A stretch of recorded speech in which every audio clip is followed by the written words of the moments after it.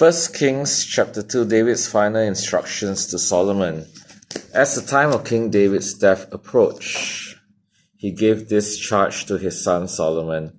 I am going where everyone on earth must someday go. Take courage and be a man. Observe the requirements of the Lord your God and follow all his ways.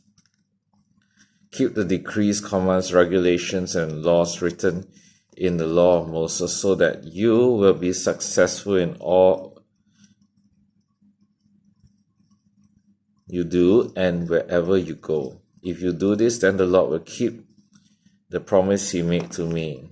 He told me, if your descendants live as they should and follow me faithfully with all their heart and soul, one of them will always sit on the throne of Israel.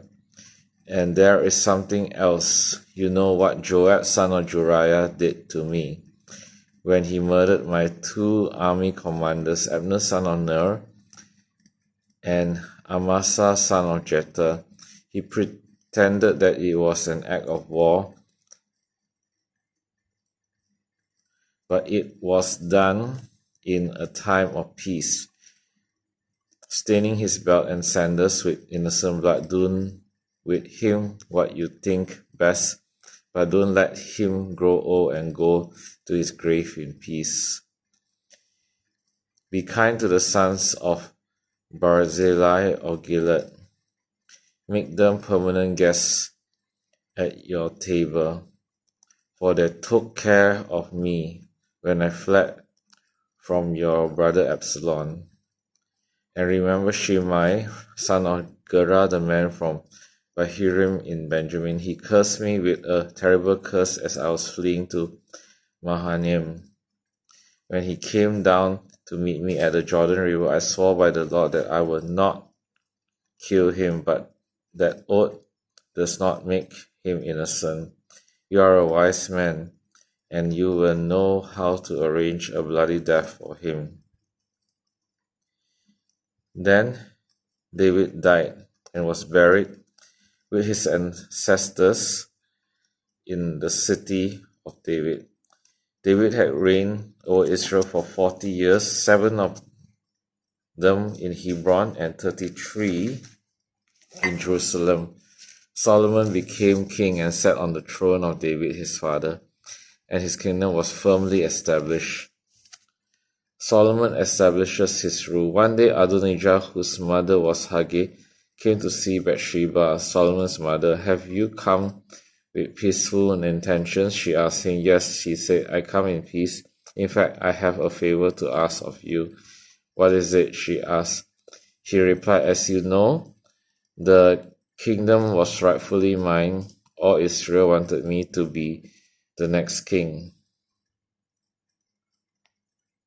But the tables were turned and the kingdom went to my brother instead. For that is the way the Lord wanted it. So now I have just one favor to ask of you. Please don't turn me down. What is it? She asked. He replied, speak to the king Solomon on my behalf, for I know he will do anything you request. Ask him to let me marry Abishag, the girl from Shunem. All right, Bathsheba replied, I will speak to the king for you. So Bathsheba went to King Solomon to speak on Adonijah's behalf. The king rose from his throne to meet her, and he bowed down before her. When he sat down on his throne, the king ordered that a throne be brought for his mother, and she sat at his right hand.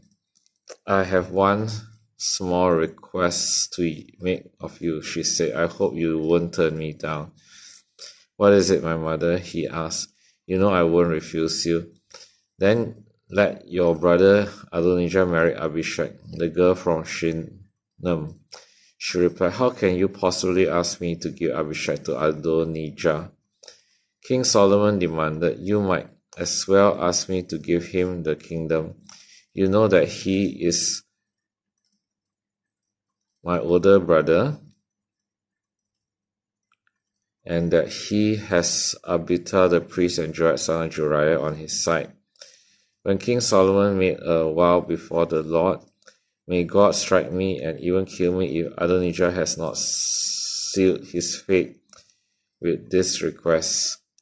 The Lord has confirmed me and placed me on the throne of my father David. He has established my dynasty as he promised. So as surely as the Lord lives, Adonijah will die this very day. So Solomon ordered Benaiah son of Jehoiada to execute him, and Adonijah was put to death. Then the king said to Abijah the priest, so go back to your home in Anathoth. You deserve to die, but I will not kill you now, because you carried the ark of the sovereign Lord for David my father, and you shared all his hardships. So Solomon disposed Abijah from his position as priest of the Lord, thereby fulfilling the prophecy the Lord had given at Shiloh concerning the descendants of Eli. Joab had not joined Absalom's earlier rebellion, but he had joined Adonijah's rebellion. So when Joab heard about Adonijah's death, he ran to the sacred tent of the Lord and grabbed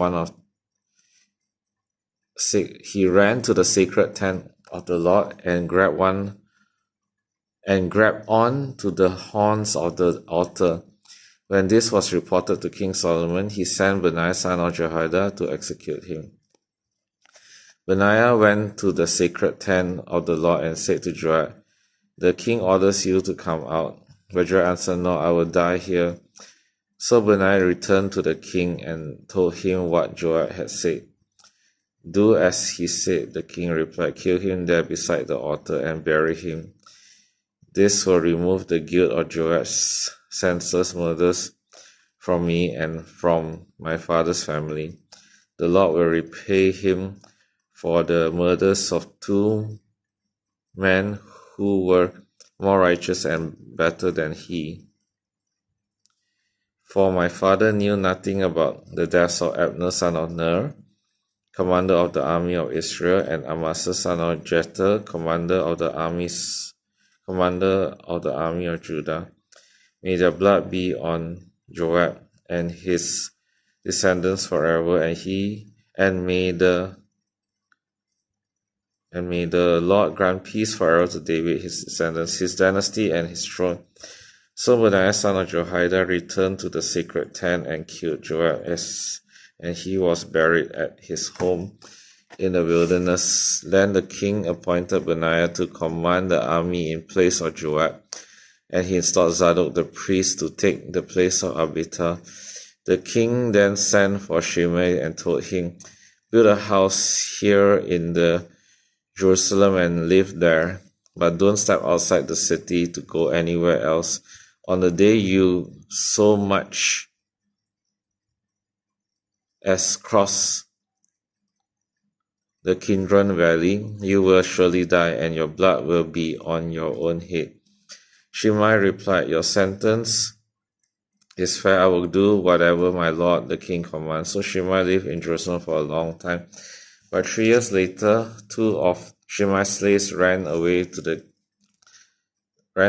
King Achish, son of Maacah of Gath, and Shimei learned where they were. He saddled his donkey and went to Gath to search for them.